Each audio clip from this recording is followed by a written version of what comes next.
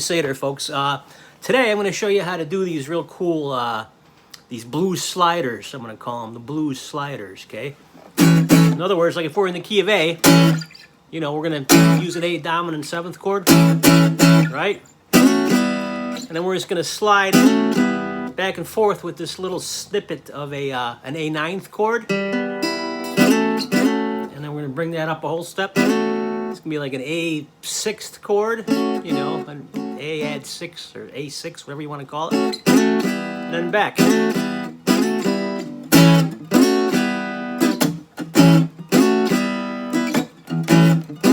Okay, it's all kind of major, so you're hitting like a dominant 7th chord. And then you're just sliding with an A 9th to an A6 back to an A 9th, okay? And they're dominant, that's a dominant chord, that 9th chord. So it fits in with the A 7th good, okay? Okay, then when you switch over to D, you're going to play your D 7th, okay? I'm not going to talk about the chord shapes, you know, and the fingering for all that. Don't waste too much time, okay? So when you get to the 4 chord, remember it's a 1, 4, 5, the key of A. So we got A7, D7, okay, rooted from the 5th string, and then you know, E7. We're gonna use those shapes, okay? Just a regular bar chord shape for the A, without the pinky, and then that D shape on the 5th string, okay? Make like a D power chord. I'll call them out. What the heck, I always do. Okay, underneath the bar at the 5th fret, you get in the 3rd string. Okay, and then on the 2nd string for the the D 7th chord, you got your pinky at the 7th fret of the 2nd string. 2nd string, 7th fret, and that'll be the same thing, a whole step higher for the E. Okay, so the first sliders. Okay, to get that A9 shape, okay, that's not going to, they're going to be rootless, okay? That's what makes it cool, because the bass player is carrying the root, okay? So, it's going to look like that, okay? You're going to have your 2nd finger on the D string at the 5th fret, your index at the 4th fret of the 3rd string, of the G string, and then your ring finger at the 5th fret of the B string, 2nd string. And that's all it is. You got your A7, and then you're going to take that shape, you know, you're on that 4th position there, that 4th fret. You're going to slide up to 6, okay, the index is at 6 now. Okay, so that's that little snippet of that A6 chord, even though there's no root in it. If you put a root in, like if I put this open A, it would sound like that, okay? But we don't want that. We just want that. That's what we want, folks. Okay, we want it simpler, okay? And the blues, usually, okay, less is more. So we got that A7th. We're going to shoot that A9 to that A6, back to that A9. That's what's going on, okay? Just so you know, a tiny bit of theory, you know, not a lot. It's 2, 3, it's 4, okay? And we shoot to the D7 shape.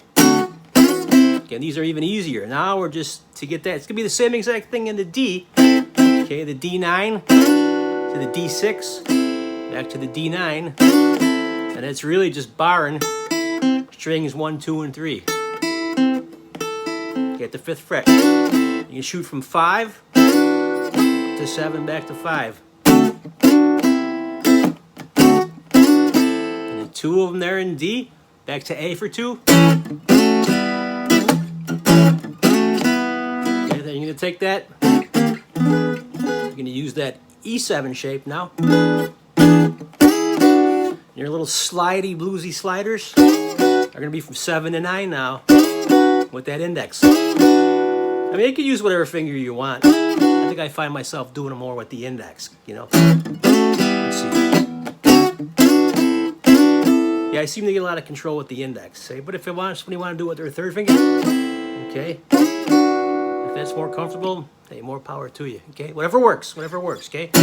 Okay, so I think we call out all the shapes. So these are the E blues sliders, you know, 9 to 6, whatever you want to call them.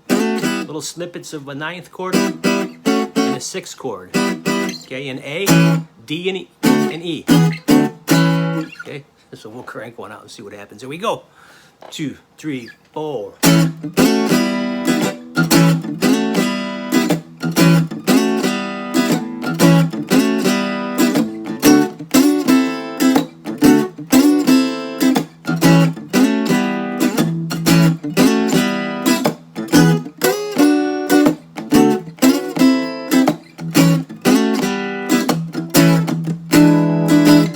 And I forgot to tell you at the end there, you're just going to hit a little turnaround with the A7 and then an E7.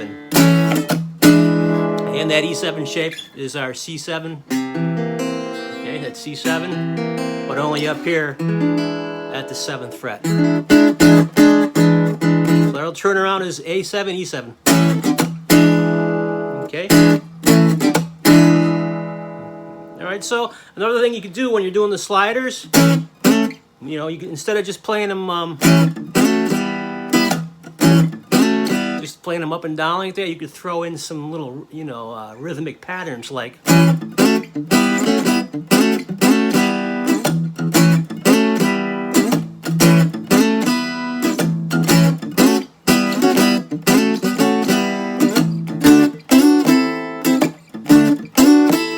Okay, something like that.